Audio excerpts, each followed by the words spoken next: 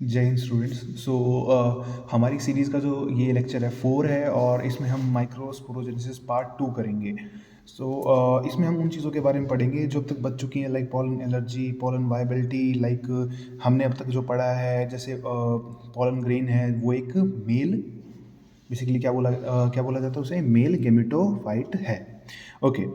हमने पिछले जो लेक्चर था उस लेक्चर में हमने ये तो देख लिया था कि हमारे पास जो ये है ये एक मेल गेमेटोफाइट है जिसको पॉलन ग्रेन बोला गया था। मैंने प्रीवियस लेक्चर में ये बता दिया था कि मेल गैमेट पॉलन ग्रेन नहीं होता। पॉलन ग्रेन एक मेल गेमेटोफाइट है। अब इसके अंदर दो सेल्स होती हैं, एक वेजिटेटिव सेल, एक है जनरेटिव सेल। आज हमें इनके फंक्शंस के बारे में पढ़ना है। पढ़ते हैं, देखिए।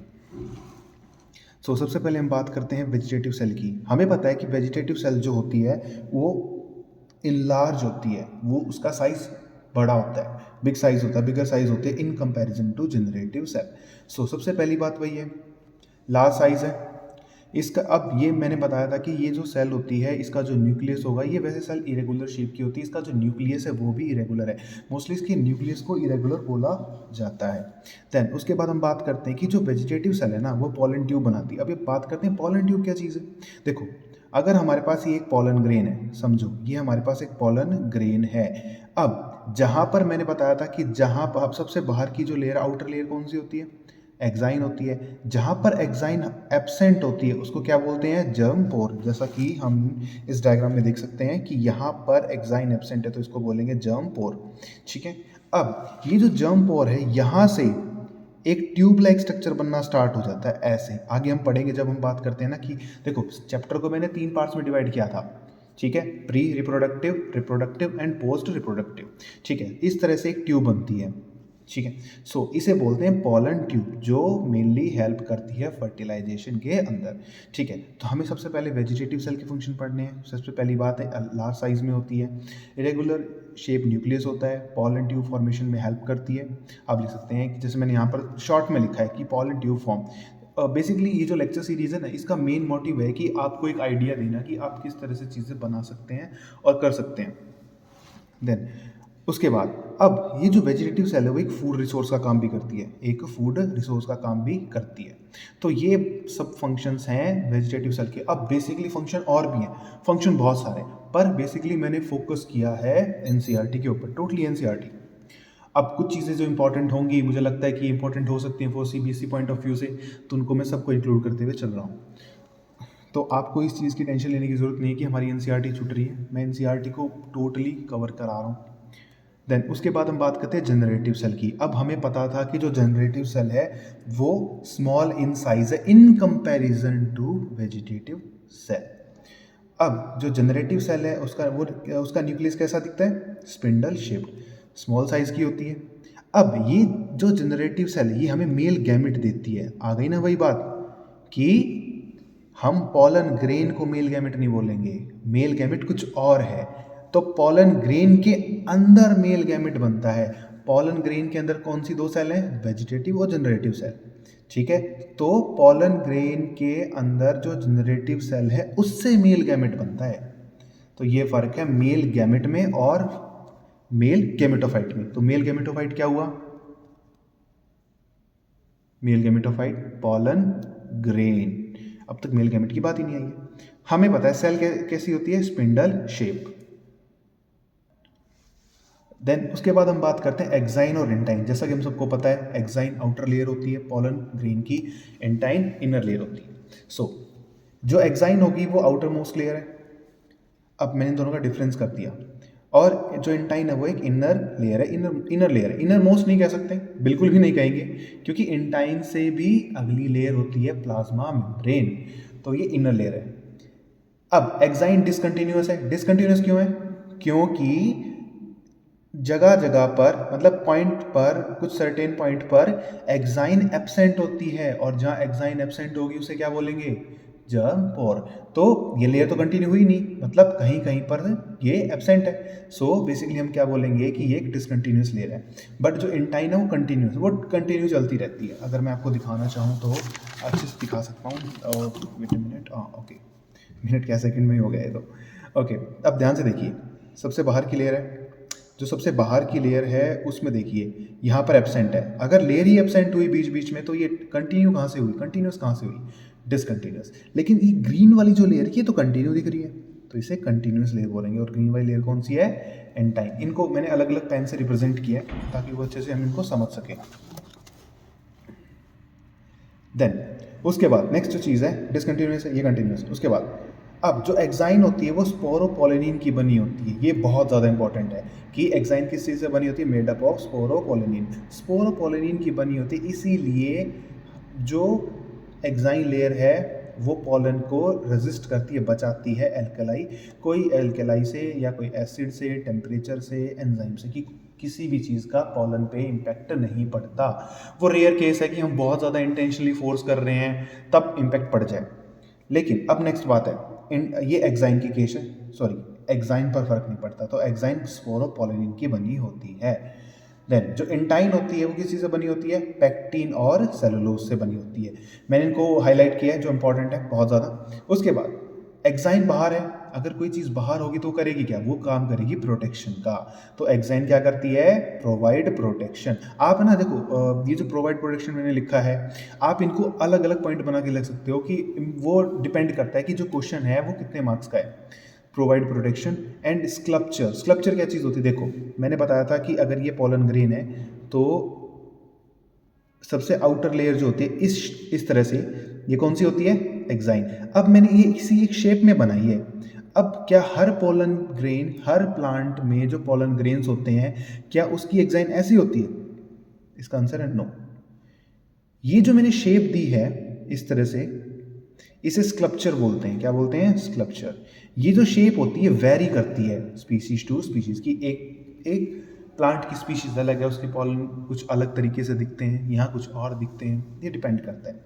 अब पॉलन ट्यूब के डेवलपमेंट में कौन और हेल्प करता है, एंटाइन। तो help in development of pollen tube, sorry pollen tube. So ये बात है, हमने सबसे पहले पढ़ा था वेजिटेटिव सेल के बारे में, जनरेटिव सेल के बारे में। सो मैं आपसे पूछता हूँ कि जो वेजिटेटिव सेल है वो किसकी फॉर्मेशन में हेल्प करती है, पॉलन ट्यूब। और जनरेटिव सेल मेल गैमेट बनाती है। उसके बाद एक्साइन के बारे में पढ़ लिया, एंटाइन के बारे में पढ़ लिया। अब हम बात करते हैं, ये टॉपिक्स है ना, कुछ छोटे छोटे टॉपिक्स हैं जो 2-3 मार्क्स में मिल जाते हैं, तो इनको पढ़ना ज़रूरी है। देन उसके बाद हम बात करते हैं पॉलन एलर्जी। देखो एलर्जी वर्ड है, समझ में आता है कि किसी न किसी चीज़ से एलर्जी होती है। और जब एलर्जी होगी तो सबसे बड़ी चीज़ क्या होगी, छींकें आएंगी। तो कुछ लोग होते हैं जिनको मतलब अलग अलग चीज़ों से एलर्जी होती है, किसी को परफ्यूम से एलर्जी है, या किसी को मतलब मिट्टी से एलर्जी है, खुश्क होते हैं। अब सबसे इंपॉर्टेंट है, बहुत कॉमन जो देखने को मिला है, शायद मे भी आपके आसपास भी किसी को मिलेगी, कि किसी को वीट से एलर्जी है, कि वो रोटियां ही नहीं खाता स्टार्टिंग से, एलर्जी है। सो इस टाइप से, सो उसी तरीके से पॉलन भी एलर्जी कॉज करते हैं। ठीक है, अब देखो एक ग्रास होती है, एक वीड है। वीड क्या चीज़ होती है, आपने देखा होगा ना कि जैसे कोई मान लो अगर आपका घर है, तो अगर कोई एक एरिया होगा जहाँ पर बहुत टाइम से कुछ काम नहीं हुआ, या कोई आपके आसपास में कोई घर होगा या कोई सी जगह होगी जहाँ पर कुछ प्लांट्स ऐसे होते हैं, छोटे प्लांट्स जो अपने आप ग्रो कर जाते हैं, अपने आप ग्रो कर जाते हैं, उनको वीड्स बोलते हैं। वीड्स जैसे हिंदी में उसको खरपतवार बोलते हैं शायद, हाँ एग्जैक्टली यही है। सो वो अपने आप ग्रो कर जाते हैं। इस तरह के कुछ प्लांट्स होते हैं जिनका कोई काम नहीं होता, वो वीड्स होते हैं। ठीक है, अब क्या था कि जब हमें मतलब अमेरिका से वीट को इंपोर्ट करना था अपनी कंट्री में, इन वीट जो था, वीट के साथ कुछ सीड्स आ गए पार्थेनियम के। पार्थेनियम को का दूसरा नाम है कैरेट ग्रास। ये पार्थेनियम कैरेट ग्रास एक प्लांट है, इसके सीड्स आ गए थे वीट के साथ, मतलब गेहूं के साथ, जब हमने गेहूं बाहर से मंगवाया था। अब मंगवाया क्यों था, क्योंकि हमारे यहाँ जो गेहूं था, जो मेनली जो वीट था, उसकी वैरायटीज़ इतनी ग्रो या इतनी अच्छी थी नहीं, मतलब एक हमें बेटर क्वालिटी चाहिए थी। तो हमने क्या किया, फॉरेन से हमने वीट को मंगाया और अपनी वैरायटी को मंगाया और दोनों को क्रॉस करा दिया, जिससे एक नई वैरायटी बनी, जिससे हमें वो एक हाई इल्ड थी कि उससे हमें ज़्यादा न्यूट्रिशन मिलेगा। तो उसके साथ ही आ गया। अब हुआ क्या, ये जैसे ही प्लांट ग्रो किया, कौन, पार्थेनियम, तो इसके जो पॉलन थे ना, अब ये देखने को मिला इसके जो पॉलन थे वो तो एलर्जी कॉज कर रहे थे, कि अगर कोई भी नॉर्मल इंसान या फार्मर्स हैं या जो काम कर रहे हैं, अगर इनके पॉलन्स को इनहेल करता तो उसको छींक आने लग जाती, एलर्जी हो जाती, एलर्जी मतलब उसको कुछ प्रॉब्लम्स हो जाती, जैसे पहली ब्रोंकाइटिस, ठीक है, ब्रोंकाइज जो होती हैं उनमें मतलब एक एलर्जी कॉज हो जाना, अस्थमा उसको हो जाता है, हो जाना, तो ये कुछ प्रॉब्लम्स थी जो हो जाती हैं इन पॉलन्स की वजह से, जिनको पॉलन एलर्जी बोला जाता है। देन उसके बाद जो नेक्स्ट जो चीज़ कही गई है उसे बेसिकली हम बोलते हैं पॉलन वायबिलिटी। अभी पॉलन वायबिलिटी क्या चीज़ होती है, देखो बहुत सिंपल वे में समझते हैं। सबसे पहले जो लिखा हुआ है, लिखे हुए को बाद में देखते हैं, पहले हम कुछ समझते हैं। देखो पॉलन वायबिलिटी का सिंपल सा मतलब ये होता है कि जैसे ही पॉलन ग्रेन मेल पार्ट से या जैसे ही पॉलन ग्रेन निकलता है, ठीक है, स्टेमन से निकलता है, अब निकलने के बाद अब उस पॉलन को कहाँ जाना है, फीमेल पार्ट के ऊपर, और फीमेल के कौन से पार्ट के ऊपर, स्टिग्मा के ऊपर। स्टिग्मा को लैंडिंग प्लेटफॉर्म कहते हैं। मैंने आपको ये फर्स्ट लेक्चर में ही ये बताया था जब मैंने आपको एम्ब्रियोसेक का डायग्राम बताया था तब, कि एक स्ट्रक्चर होता है, फीमेल स्ट्रक्चर होता है जिसके 3 पार्ट होते हैं, स्टिग्मा, स्टाइल और ओवेरी, ठीक है। इस तरह का स्ट्रक्चर था, मैं आपको बना के दिखा देता हूँ, छोटा सा स्ट्रक्चर, इस तरह से एक स्ट्रक्चर मैंने आपको बना के दिखाया था, ऐसे इस तरह से। तो ये जो होता था इसको स्टिग्मा बोला था, इसको स्टाइल बोला था, ये बल्ज पार्ट इसको ओवेरी बोला था, अंदर ओव्यूल होता है। जो स्टिग्मा होता है, इस स्टिग्मा के ऊपर बाहर से क्या आते हैं, पॉलन ग्रेन आते हैं। अब अगर एक पॉलन ग्रेन है तो पॉलन ग्रेन के पास 2 तरह की सेल होती हैं, वेजिटेटिव सेल और जनरेटिव सेल, ठीक बात है। वेजिटेटिव सेल क्या बनाती है, पॉलन ट्यूब।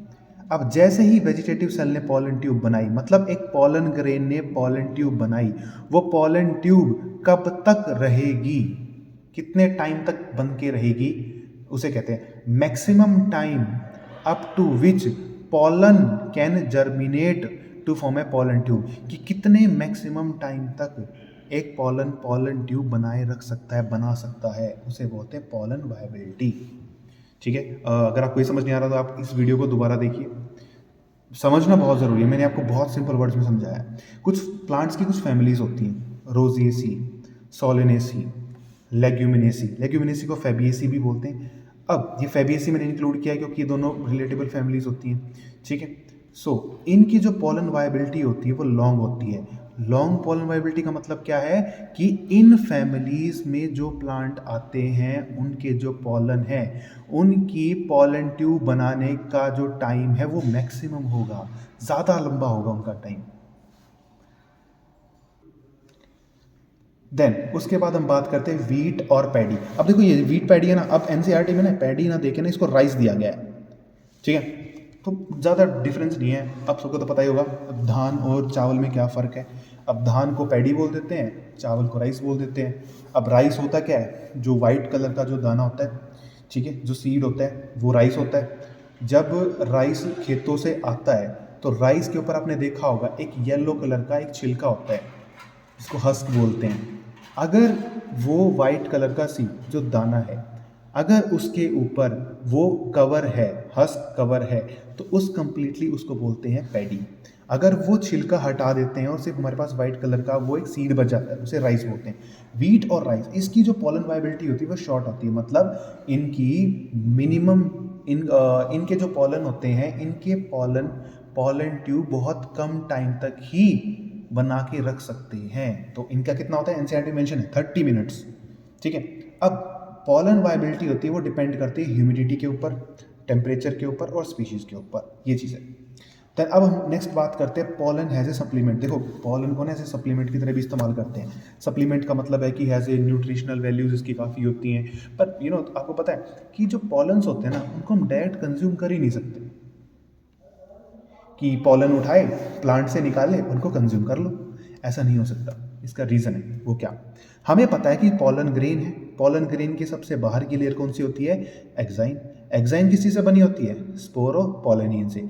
थोड़ी देर पहले पढ़ा था कि जो स्पोरोपोलेनिन होता है, थोड़ी देर पहले हमने पढ़ा था ना कि जो स्पोरोपोलेनिन होता है वो रेजिस्टेंट होता है, कि ना तो उस पर कोई एसिड अटैक कर सकता है, ना टेम्परेचर का कोई फ़र्क पड़ेगा, ना एंजाइम का पड़ेगा। और हमारा जो डाइजेस्टिव सिस्टम है उसमें तो जूसेस भी होते हैं, एंजाइम भी होते हैं, अब कोई फ़र्क ही नहीं पड़ेगा तो उसको इनटेक करके करेंगे क्या? तो आप तो पूछोगे सर फिर हम उसको इनटेक कर क्यों रहे हैं, उसकी न्यूट्रिशनल वैल्यूज़ कैसे हुई?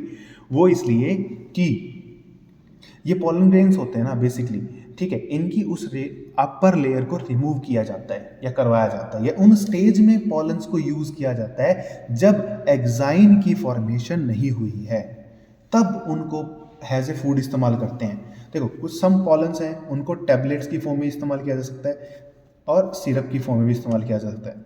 अब कहाँ कौन इस्तेमाल करता है? जो एथलीट्स होते हैं, हॉर्सेस होते हैं, उनकी एफिशिएंसी को बढ़ाने के लिए, एफिशिएंसी मतलब उनकी पावर को बढ़ाने के लिए कि वो और अच्छा परफॉर्म कर सकें।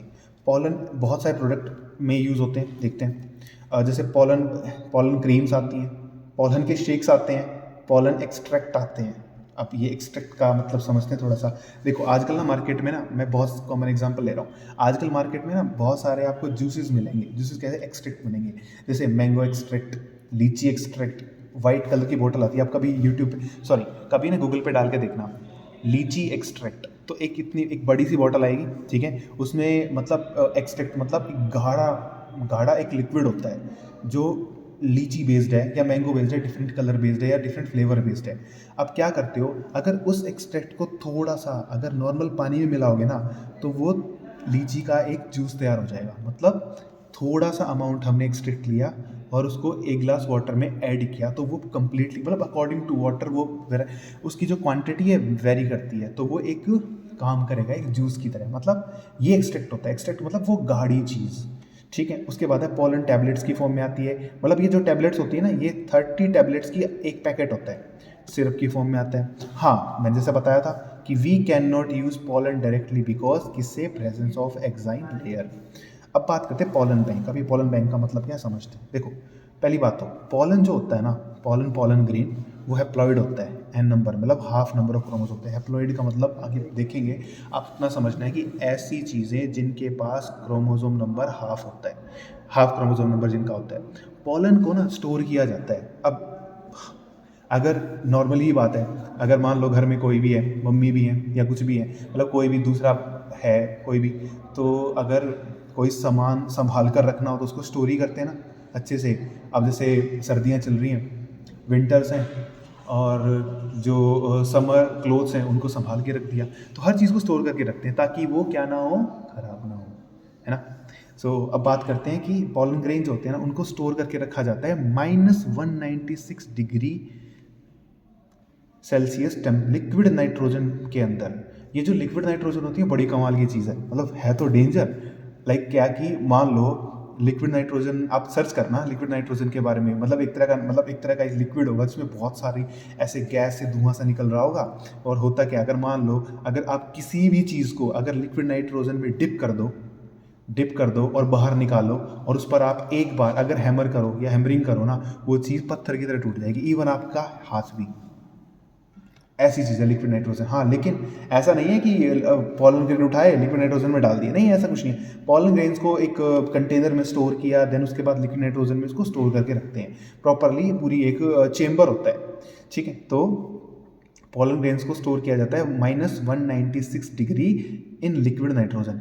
अब इस स्टोर करने को लिक्विड नाइट्रोजन के अंदर पॉलन्स को, इसी को बोलते हैं पॉलन बैंक, ठीक है। अब इनको स्टोर कर लिया 3-4 साल, 5 साल, 8-9-10 साल स्टोर कर लिया। करने के बाद अब लेटर, अब पॉलन जो हैं उनको हम फर्दर यूज़ कर सकते हैं और प्लांट एक्सपेरिमेंट्स में, लाइक प्लांट ब्रीडिंग एक्सपेरिमेंट, ये तो है। अब सबसे इंपॉर्टेंट चीज़ कि अब ये जो पॉलन्स होते हैं ना, pollen store in the form of fossil, pollen use has a fossil. Pollen एक फॉसिल्स की तरह बिहेव करते हैं। फॉसिल क्या होते हैं? वो जो पुराने टाइम में पूरे मतलब लिविंग थे, लेकिन अभी उनके कुछ ना कुछ रिमेन्स, कुछ पार्ट्स ही बचे हैं। उसी तरीके से जो बहुत इंडेंजर्ड प्लांट्स होते हैं ना, ऐसे प्लांट जो बहुत कम बचे हैं, तो साइंटिस्ट क्या करते हैं, ये जो बॉटनिस्ट होते हैं क्या करते हैं, वो इन प्लांट्स के पार्ट्स को, इन प्लांट्स के पॉलन ग्रेन्स को, मतलब गैमेटोफाइट को, मतलब जो आगे जाके गैमेट बनाने वाले हैं, उनको स्टोर कर लेते हैं एज ए फॉसिल, और फॉसिल की तरह स्टोर करेंगे लिक्विड नाइट्रोजन में। अब कैसे स्टोर करेंगे? अब कैसे फॉसिल की तरह ये बिहेव कर रहा है, वो इस तरह से, क्योंकि अगर ये फॉसिल की पॉलन एक फॉसिल की तरह बिहेव करता है, बिकॉज क्योंकि इसके पास एक्साइन है, और एक्साइन किससे बनी है? स्पोरोपोलिनिन से। सो एक्साइन, फिर दोबारा नाम आ गया, मतलब कुल मिला के बात है कि इस वीडियो में ना एक्साइन बार बार बार बार आ ही रहा है। अब आएगा तो, क्योंकि पॉलन को बचा रहा है वो, ठीक है। उसके बाद अब एक्साइन का काम क्या है? कि एडवर्स कंडीशन से पॉलन को प्रोटेक्ट करना। तो यही था इस वीडियो में। अब हमारा जो मेल पार्ट है वो कंप्लीट होता है। अब आप किसी भी जगह से क्वेश्चन लगाना चाहो तो लगा सकते हो। इवन अगर हम नीट के लिए अगर आप नीट के लिए भी प्रिपेयर कर रहे हो ना, तो उसके लिए भी इनफ है ये। सो और CBSE हरियाणा बोर्ड के हिसाब से तो बहुत है। Okay, thank you.